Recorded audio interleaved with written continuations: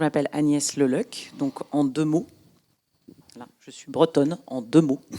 Et je suis en fait consultante indépendante dans le vaste champ du learning et souvent finalement du management, parce qu'on peut en reparler, mais il y a énormément de liens.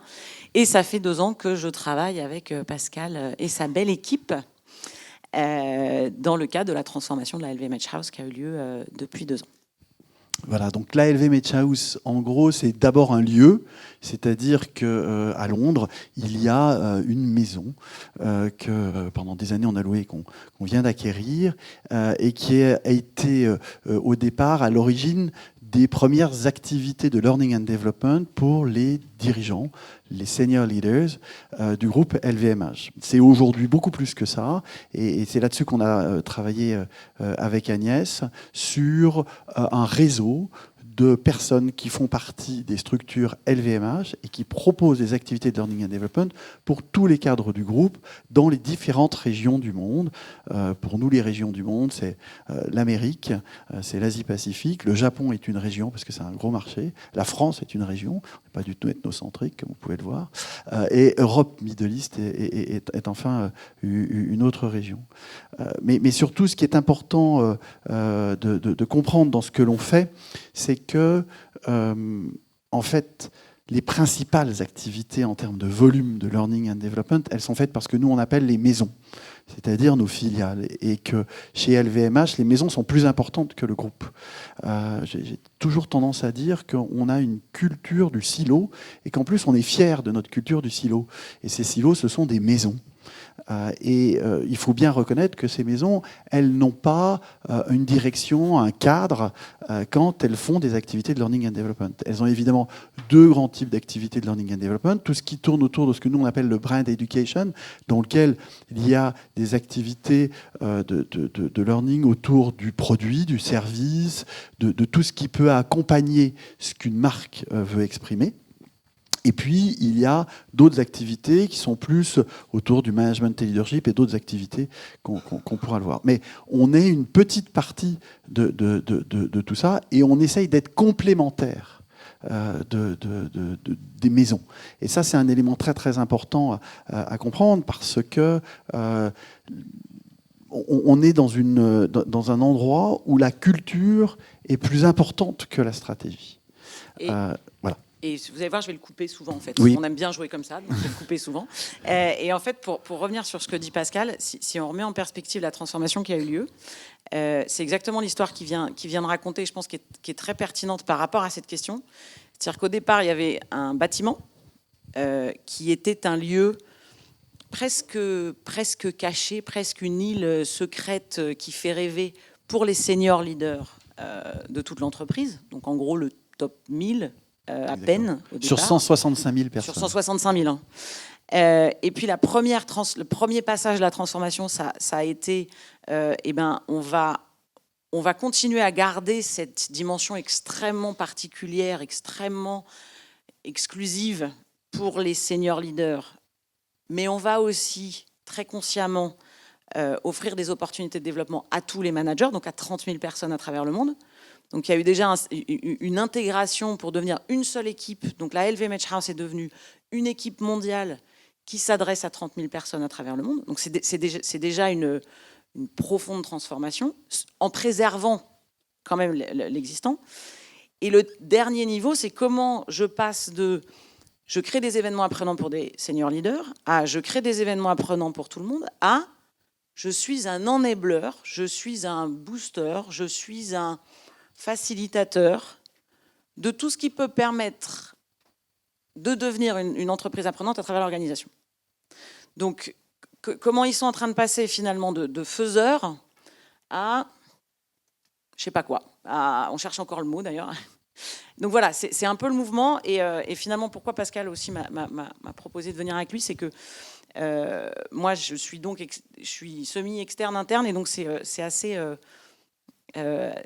intéressant, j'ai presque envie de dire émouvant, de voir de l'extérieur, de l'intérieur, ce mouvement et à quel point ça transforme aussi les gens de l'équipe. Et comment finalement cette transformation d'une culture, enfin de comment on anime cette culture apprenante passe par une transformation des gens de l'équipe.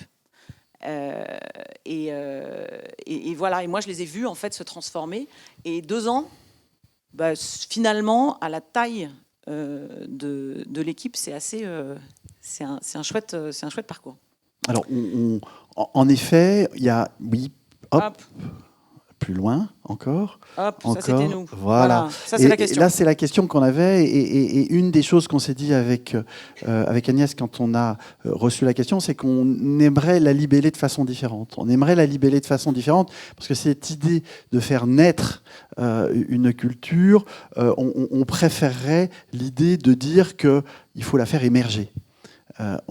Parce que la faire naître, la faire émerger, ça veut dire on part de l'existant, on part de justement cette multiplicité des maisons, cette multiplicité culturelle. J'ai dit tout à l'heure un peu rapidement que la culture est plus importante que la stratégie chez LVMH. De façon assez amusante, des gens qui viennent de sociétés de l'extérieur et qui rejoignent le groupe LVMH sont en général très surpris par la faiblesse de nos plans stratégiques, mais la richesse de nos cultures. Le grand truc qu'on dit, et je sais bien qu'il y a plein d'entreprises qui disent ça aussi, mais chez Dior Couture, les gens disent que quand on coupe les veines des gens, il sort du Dior, il ne sort pas du sang. Mais les cultures sont très, très, très fortes. Et chez LVMH, on croit à ce business model autour des maisons parce que l'on pense que l'on ne peut réussir dans le luxe que si on a une culture très forte et très différente des autres. Et donc, du coup, Vuitton est en concurrence avec Dior. Du coup, évidemment, Chaumet est en concurrence avec Bulgari. Parfum Christian Dior est en concurrence avec Parfum Givenchy et avec Guerlain. Et d'ailleurs, on a toujours les faiblesses de ses forces et les forces de ses faiblesses. La mobilité pour passer d'un Guerlain à un Parfum Christian Dior n'est pas toujours très évidente, tant les cultures sont fortes. Et alors, je vais rebondir là-dessus, justement, parce que ce qui est hyper intéressant, dans la discussion qu'on a eue pour préparer ça, finalement, on s'est dit, puisqu'on parle de culture, en fait, on ne parle pas de process.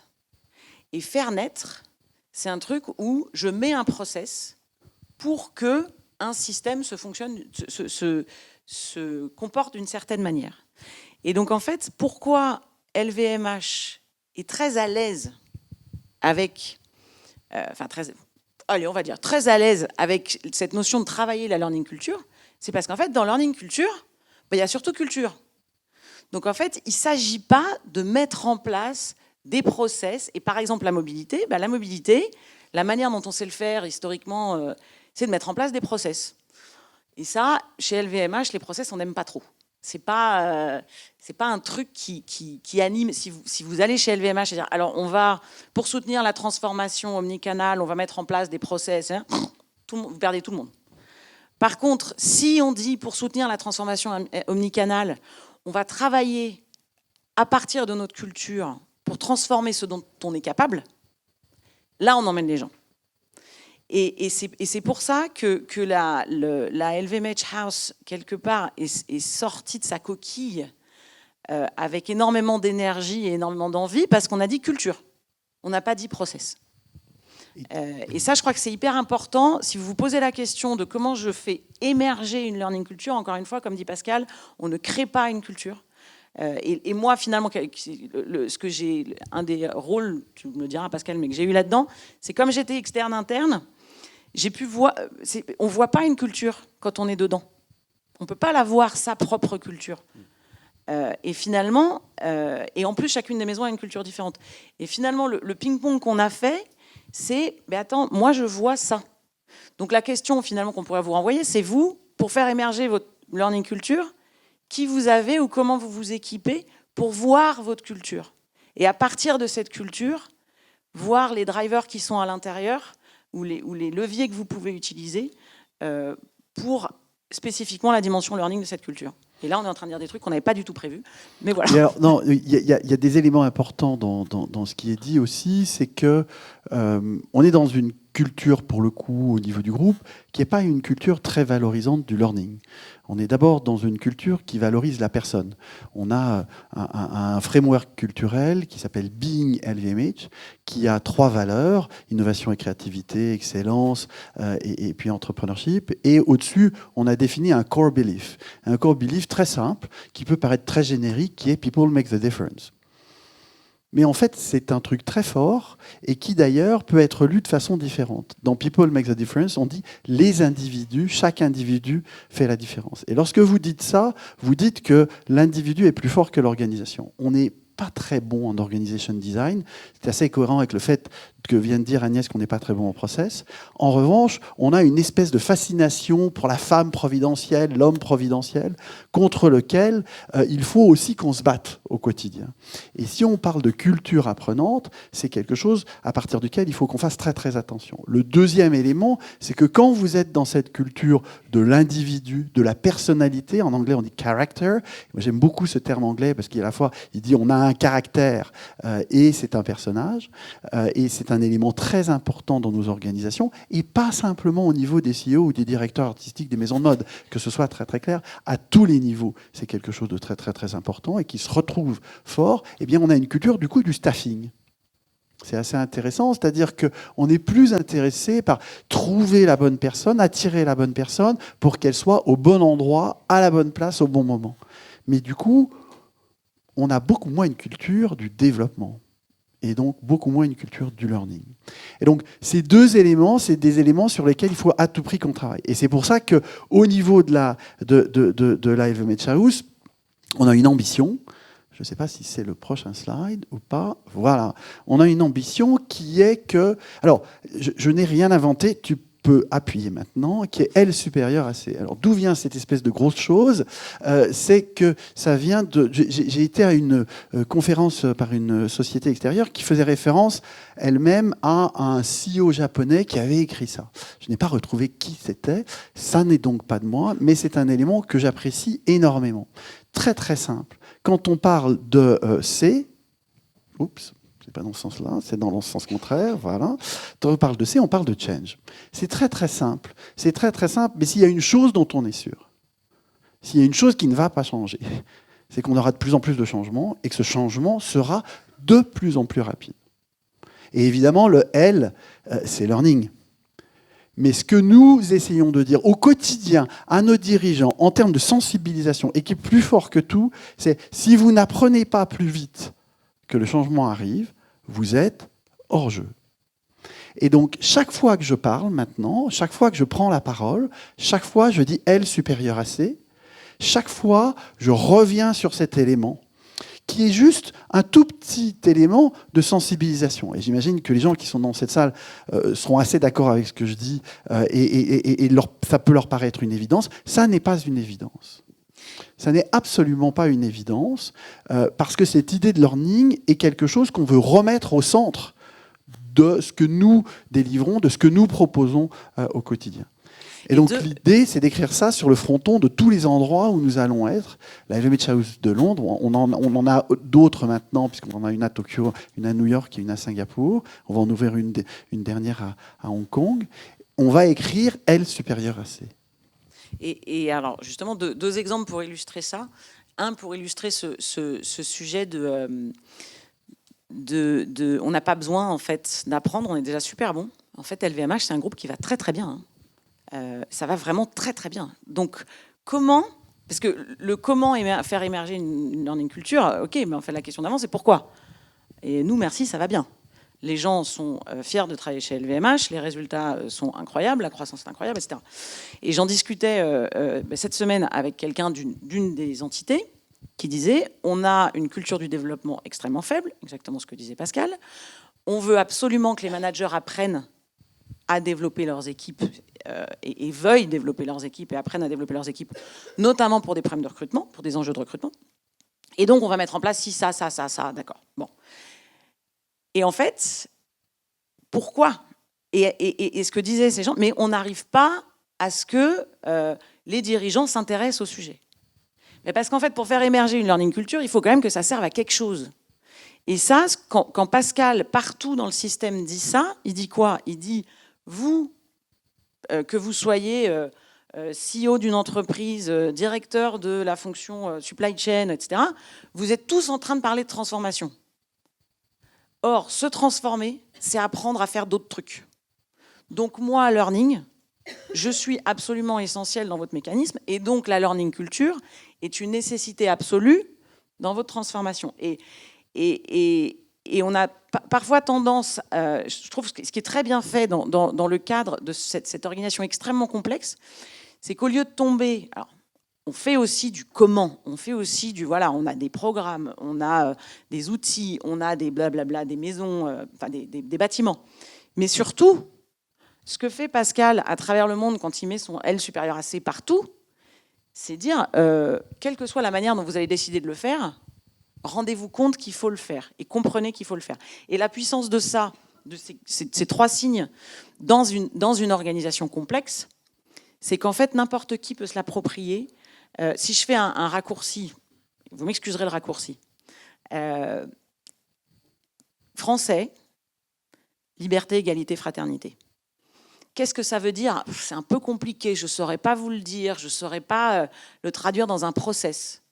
Mais je pense que beaucoup de Français, vous leur dites ces 3 mots, ah, il se passe un truc. Il y a un truc qui me parle et ça me parle de moi. Et ce qu'est en train de faire Pascal et son équipe dans l'organisation, c'est que ces mots-là, ils soient là, dans l'inconscient collectif. Et donc ces mots-là soient dans on est super bon, on va super bien, mais comme tout le monde, on a besoin de se transformer, et pour faire ça, on a besoin d'apprendre. Et après, donc, chacune des maisons fera, j'allais dire, Exactement. Comme elle a besoin de le faire, en fonction de sa culture. Alors, 2 éléments sur ça. Encore une fois, on est en train de travailler, par exemple, un programme qui va s'appeler la Next Frontier. C'est quoi notre prochaine étape? Eh bien, je refuse de la définir parce que chaque maison va définir c'est quoi sa Next Frontier. Et le groupe LVMH n'existe que parce que chacune des maisons va devenir. On parle beaucoup de changements. Juste une petite chose pour quand même que vous voyez de quoi on parle. Moi, je suis rentré dans le groupe il y a 12 ans. On était 65 000 personnes. Aujourd'hui, on est 165 000. Si demain, on intègre la société Tiffany qu'on voudrait acheter, on passe à 180 000. Donc, on aura multiplié en 12 ans par 3 le nombre des salariés de ce groupe.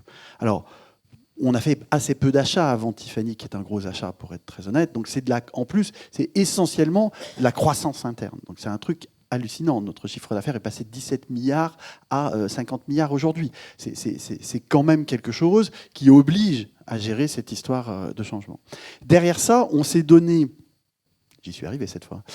On s'est donné... Tu as appris. Voilà, on s'est donné 5 piliers pour la LVMH House. Quand j'ai eu la chance qu'on me propose la responsabilité de la LVMH House, Chantal Gamperlé, la DRH du groupe, m'a dit mais pourquoi, à quoi ça sert cette LVMH House? Et c'est quelque chose qu'on a retravaillé avec l'équipe des régions pour sortir 5 piliers, c'est-à-dire un peu nos 5 raisons d'être, un peu les 5 éléments fondamentaux de ce que nous sommes. Le premier, et je le dis toujours, c'est being at the forefront. Notre objectif, c'est d'être à la pointe. On le dit, et j'insiste sur ce point-là, c'est le pilier le plus aspirationnel. Je ne suis pas à la pointe. Je ne serai jamais à la pointe. Et à partir du moment où je crois que je suis à la pointe, je suis déjà, pour le coup, hors jeu. Et c'est quelque chose sur lequel, pour le coup, j'invite les membres de l'équipe à travailler tous les jours. Il faut que nous soyons à la pointe. Pourquoi? Parce que c'est ce qui nous lie au business. Notre rôle, c'est d'identifier des topics stratégiques, excusez-moi, ça vient en anglais, des sujets stratégiques qui sont tellement importants pour nos dirigeants qu'il faut à tout prix qu'ils les aient en tête. Il y a 10 ans, nos dirigeants devaient comprendre que le e-commerce, c'était un élément absolument essentiel, même s'ils sont dans le luxe, que c'est un élément absolument essentiel de la réussite de leur maison. Et un élément par rapport à ça, being at the forefront, évidemment, on le dit tous, et vous vous souvenez du framework LVMH, dedans il y a le mot excellence. Alors il y a aussi entrepreneuriat et créativité, donc il y a cette notion de j'essaye des nouvelles choses, je suis créatif, mais il y a quand même excellence. Et on est dans le luxe, donc on est excellent.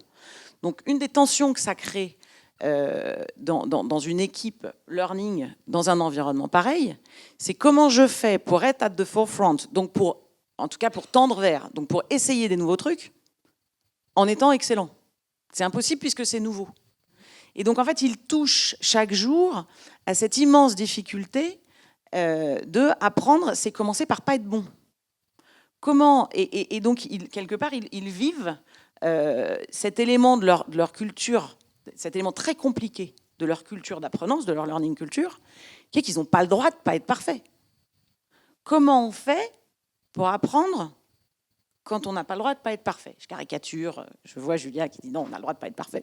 Mais il y a quand même une vraie culture de l'excellence, et notamment une vraie culture de l'excellence vis-à-vis des gens que j'accueille. C'est-à-dire qu'ils ont une culture, moi je l'ai vu, ça m'a frappé, quand ils organisent des événements apprenants, la manière dont les participants sont accueillis, sont traités, c'est exceptionnel. C'est LVMH. Le problème, c'est que pour apprendre, il faut de l'inconfort. On le sait tous. Tant que je passe un super moment, que c'était super intéressant et que j'ai adoré, j'ai probablement pas appris grand-chose. Donc il faut que ce soit difficile. Or, c'est difficile de créer du difficile pour des gens qu'on est habitué à accueillir comme des clients du luxe. Il y a une vraie tension. Ils le vivent là-dedans. Voilà, il y a une vraie tension entre nos trois valeurs, entre cette notion d'excellence et celle d'innovation et créativité, ou celle d'entrepreneurship, où on doit prendre des risques. Donc évidemment, si on est un peu mature, on comprend que le test and learn, c'est ce qui permet d'arriver à l'excellence. Mais quand on le vit au quotidien, l'excellence, elle est très souvent vécue par l'exécution parfaite. Et donc, en effet, il y a tout un travail autour de ça. Le deuxième, et qui est la vraie raison d'être de la LVMH House, c'est Sharing and Connecting. Alors, avec Sharing and Connecting, j'ai une vraie valeur ajoutée. C'est ma vraie value added dans le business model LVMH. Pourquoi? Parce je suis sur une niche. Il y a très peu d'opportunités pour les gens à l'intérieur du groupe de partager entre les maisons. Et ils ne partagent pas. Quand je suis arrivé, alors ça a beaucoup évolué, mais quand je suis arrivé, on avait un séminaire sur les hauts potentiels. On avait fait venir un des dirigeants de Sephora qui posait une question à laquelle elle n'avait pas de réponse. C'était la directrice marketing de Sephora Europe. Elle avait une question à laquelle elle n'avait pas de réponse et elle demandait à l'Assemblée de participer. J'ai vu une personne d'une autre maison qui dit « Non, mais attends, moi, dans les parfums, c'est des gens qui me bouffent la laine sur le dos. Tu crois que je vais les aider ?» Non, mais ça va, oui. De toute façon, ils ne savent même pas qu'est-ce que c'est que le luxe, ces gens de Sephora. Donc, on ne va pas commencer comme ça. Bon, on peut voir des réactions de ce type-là à l'intérieur d'LVMH. Encore une fois, on a les forces de ses faiblesses et les faiblesses de ses forces. Les maisons sont en concurrence à l'intérieur du groupe LVMH. Mais aussi, ça apporte quelque chose de absolument fabuleux. Et au bout de 12 ans chez LVMH, je pense que c'est la principale raison pour laquelle encore je suis excité par ce groupe, c'est la diversité des contextes. Je ne parle même pas de la diversité des personnes, là. Je parle de la diversité des contextes. Quand vous avez dans la même salle une personne qui est la femme responsable des vignes à Cognac pour Hennessy, avec la personne qui s'occupe de faire le e-commerce de Sephora sur la côte ouest des États-Unis et qui vend pour plus d'1 milliard de chiffre d'affaires. Avec la personne qui est un grand vendeur chez Chaumet. Un grand vendeur, c'est une personne qui vend de la haute joaillerie entre 200 000 et 1 million d'euros pour une pièce. Bien, je vous assure que, franchement, c'est assez fabuleux. Nous sommes très, très en retard. Je vais donc très, très vite. On passe à la suite, qui est l'élément peut-être le plus important de tout ce que l'on veut vous dire. Ça fait 3 fois que c'est le plus important, vous l'aurez noté. Dans le discours qu'on va avoir. On a beaucoup discuté sur ce 3e pilier avec l'équipe. Julien en fait partie, et c'est pour ça qu'elle a cette petite mimique. Au départ, on avait Long Life Learning. On apprend tout au long de sa vie, qu'on ait 28 ans ou qu'on ait 70 ans. Vous regarderez l'âge de notre dirigeant et vous comprenez pourquoi je dis 70 ans. Et donc, on apprend à tous les âges. Et puis, on s'est dit, non, c'est pas ça ce qu'on veut dire. Ce qu'on veut dire, on veut dire beaucoup plus que ça. On veut dire que c'est pas notre job à nous, ça n'est pas simplement de délivrer des initiatives de learning and development. C'est de faire comprendre aux gens qu'ils doivent apprendre et que learning, c'est autre chose que simplement venir à nos initiatives. Et tout le discours autour de apprendre à apprendre est un discours qui est absolument essentiel, mais surtout, et on va le voir, qu'il y a plein d'autres choses autour d'apprendre. Alors, je vais très vite sur ça, c'est la philosophie du learning chez LVMH et à la LVMH House, et pour nos initiatives, en tout cas, on regarde systématiquement qu'on ait cet élément-là. Premier élément, quand je suis arrivé, je me suis dit, écoutez, moi, mon job, c'est de sensibiliser nos dirigeants, comme je le disais tout à l'heure, aux fameux strategic topics qu'ils doivent avoir en tête. Mais je me suis dit, dans ce cas-là, j'ai qu'à faire des TED Talks, j'ai qu'à faire des panel discussions, des tables rondes, j'ai qu'à faire un certain nombre de conférences, et puis c'est bien bon, quoi. Hein, l'awareness, elle va venir. Et d'ailleurs, sur le e-commerce, entre vous et moi, pour qu'ils comprennent que le e-commerce est important, avec 3 conférences, ils ont compris. Mais en fait, mon job à moi, c'est pas ça du tout. Mon job à moi, c'est cette partie reflection. Je me suis aperçu, et j'adore ce terme anglais avec un C et un T, qui est différent du terme français, parce qu'il fait évidemment référence à cette idée qu'on assoit les gens, on les oblige à s'asseoir, à se regarder dans le miroir et à dire I reflect on myself, I reflect on my context, I reflect on my challenges. Donc je regarde dans le miroir qu'est-ce que ça veut dire pour moi. Évidemment, je vous ai dit que le e-commerce est un élément stratégique dans le luxe. Ça ne veut pas dire la même chose pour Berluti, que pour Sephora. Et donc, qu'est-ce que ça veut dire pour moi? Qu'est-ce que j'en fais? Et cet élément-là est pour moi l'élément le plus fort de ce que nous avons à proposer quand on est des acteurs du learning and development dans un groupe, dans une maison, dans une société de manière globale. Et c'est particulièrement justement compliqué, ou en tout cas parfois heurtant pour une culture dont on a dit avant qu'elle est très émergente et peu dans le plan stratégique. Donc en fait, on n'est pas avec une entreprise qui est habituée justement à s'asseoir, à dire ok, je vais faire une SWOT analysis, où est-ce qu'on en est, où est-ce qu'on va, etc. Même au niveau organisationnel, donc au niveau individuel, ce sont des gens, enfin ça a été caractérisé de plein de manières différentes, qui sont très très très dans le résultat, qui sont très très très dans l'action, qui sont très très très dans le on essaye, on fait, on avance, et puis ce qui doit marcher marchera. Donc en fait cette notion de réflexion et qui est d'ailleurs ce modèle-là était bien avant le projet de transformation que Pascal a lancé. Pourquoi il émerge comme le plus important? C'est parce qu'en fait c'est le plus enrichissant de la culture, mais c'est aussi celui qui n'est pas forcément le plus facile, le plus naturel. Et juste pour être sûr, Attends, juste reviens quand même, parce qu'il faut quand même qu'on parle de l'action, si vous voulez. C'est-à-dire qu'en effet, moi, mon cri de guerre, c'est ARA, Awareness, Reflection, Action, mais tout ça, c'est pour évidemment qu'on passe dans l'action. Maintenant, ce que je dis, c'est que moi, mon rôle, c'est pas d'être quand les apprenants rentrent dans l'action. Mon rôle, c'est de leur donner des toolkits, de travailler avec eux des action plans, de leur mettre, si vraiment il faut, un coach pour les accompagner. Mais en tout cas, mon job à moi, c'est de faire comprendre Awareness Reflection, de proposer des actions autour de Awareness Reflection. Quand on rentre dans l'action, c'est soit leur DRH, soit leur patron, soit des gens qui sont autour d'eux, leurs équipes, bien entendu, voire leurs clients, leurs fournisseurs, de les accompagner sur cette partie-là. Mais moi, je ne suis plus là.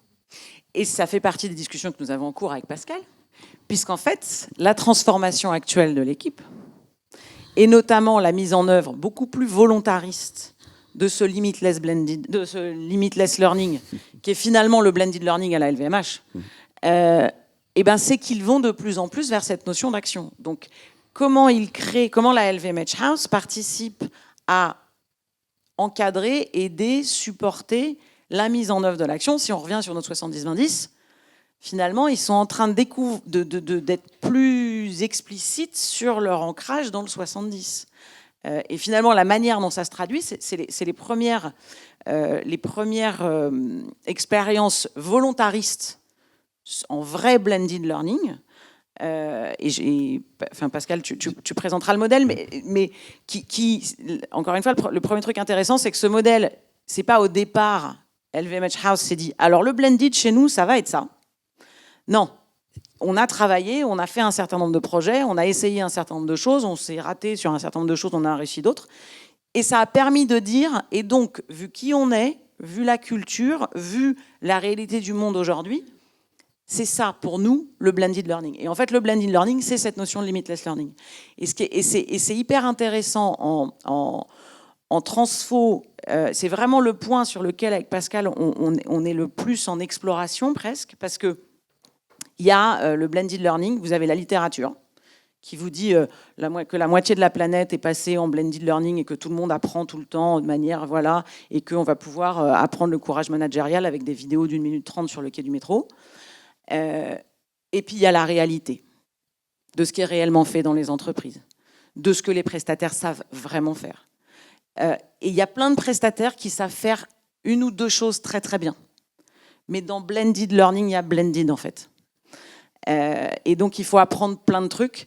Et là, ce qui est absolument génial dans ce qui est en train de faire là en ce moment la LVMH House, c'est qu'ils ont construit un écosystème pour faire du blended learning en prenant plein de gens dont aucun ne sait faire tout ce qu'il sait dire et dont aucun à lui tout seul ne pourrait y arriver. Et c'est là que finalement ils se retrouvent à the forefront, puisqu'ils permettent à plein de prestataires et à eux-mêmes et à leurs apprenants d'apprendre leur manière à eux de faire le blended learning à la LVMH.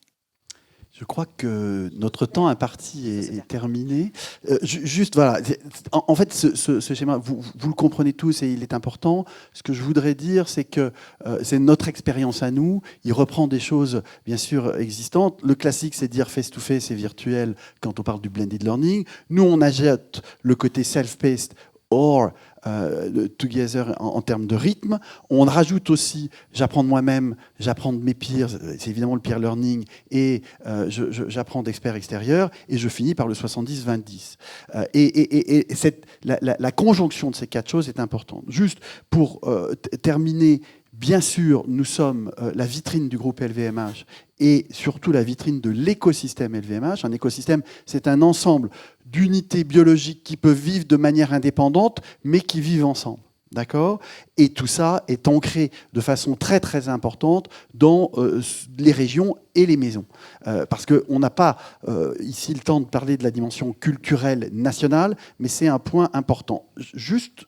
Hop. On n'a plus le temps, on n'a plus le temps. Okay. Il faut finir avec la conclusion. Très bien. Donc la conclusion, c'est de se dire que notre job a évolué de la notion... alors, je n'ai jamais été Chief Learning Officer. La raison pour laquelle je n'ai jamais été Chief Learning Officer, c'est que nous ne donnons pas un cadre en termes de learning aux maisons, comme je vous l'ai dit tout à l'heure. Maintenant, l'idée d'être un chief learning quelque chose, ce serait d'être un chief learning promoteur, advocate ou sponsor. On ne s'est pas encore mis d'accord sur le terme exact. On en a un petit peu débattu avec Agnès et je voudrais en débattre avec l'équipe dans laquelle on est. Mais surtout, derrière tout ça, il faut pas que vous partiez en vous disant qu'on sait tout faire, parce qu'en effet, si vous voulez, c'est surtout ça le constat aujourd'hui, à partir duquel on est. Notre job, ça n'est pas de délivrer des formations, c'est bien sûr de faire ça, mais d'aller au-delà en promouvant, en faisant donc émerger une réflexion autour du learning et de cette histoire de learning. Deuxième élément, évidemment, nos top managers, ils n'ont toujours pas compris L supérieur à C. C'est je reste très modeste par rapport à ça. C'est pas parce que je dois encore le répéter pour être sûr que ça comprenne, et leur dire, mais je ne suis pas en train de vous dire, venez à tout prix au séminaire de la LVMH House. Bien sûr, c'est très important que vous veniez, mais je veux aller au-delà de ça.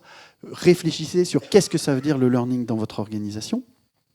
Ensuite, je voudrais que tout ce que nous on fait en termes d'intervention soit écho à cette idée-là. On va faire une journée Learning and Development, une journée Learning, dans 2 semaines, d'Azure, avec les gens de Learn Assembly en particulier. Et c'est un élément très important pour nous, pour ancrer et faire comprendre d'abord à la communauté L&D et à la communauté ressources humaines, mais aussi à la communauté Brand Education, qu'est-ce qu'il y a derrière ça et qu'est-ce que ça veut dire et comment on construit sur ces éléments-là.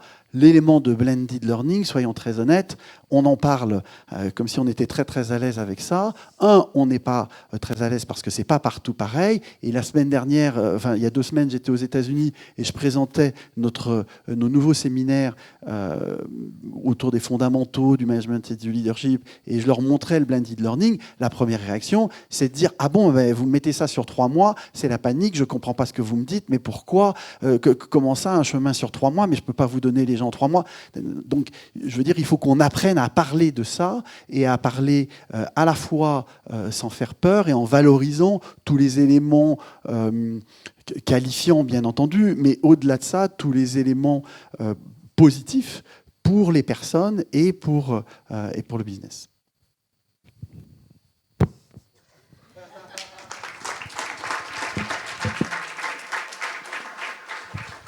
Merci beaucoup.